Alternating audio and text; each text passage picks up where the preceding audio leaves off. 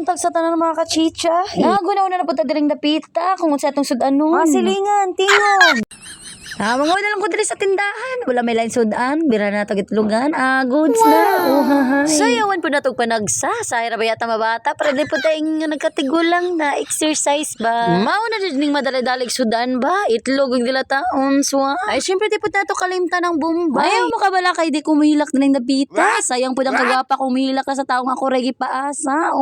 Di ligid sa yun pasahon. Labi na sa taong naglaong. Nga ikaw gidigog mao. Naararay. Ato lang gibutang sa kalduhan ng corn beef ug itlog kaya ang gutuman na ato ning dalion na ron maumanata kubkob na dis dili po na nato makalimtan ng pagmekos-mekos aron lami ang atong sudan gihugasan ako ang kayahay diring dapita aron makaluto na ta maguman ako diring dapita sa pagpainit sa kalaha ako nagibutangan og mantika pagkainitin sa mantika ato na siyang gibutangan og bombay aron lami ang lasa dili po nato kalimtan ng main ingredients man ang corn beef og egg gimikos-mikos na po ni insan ni chichay dili gyud ma-perfect ang luto kun dili mikos-mikos ay lang kamuta goods na pagkaluto sa akong sudan ako na siyang gihuka. Nagyod na siya pasobraan, basi mapagod, di na takakubgo. Pagkaw man sa pagluto sa sudaan, ay maginit ta, aron magtimpla. Kaya mo magud niyang request ni mama. Tumano gyud natong request atong mama, kung dili ka gusto mag-rap sa imuha, bistrapper ba na sila. Pagkaw man ako sa pagtimpla, kung nagikuha ang kaldero aron ay plaster sa lamisa, grabe man gud ang mama murag prinsesa. Bitaw love na ako na siya. Gikuha pa na dali dapita ang plato og sudaan, aron goods na, makakaon na ta, kubkob na guys. Mautod niya mong pamahaw. Pwede mang yung lami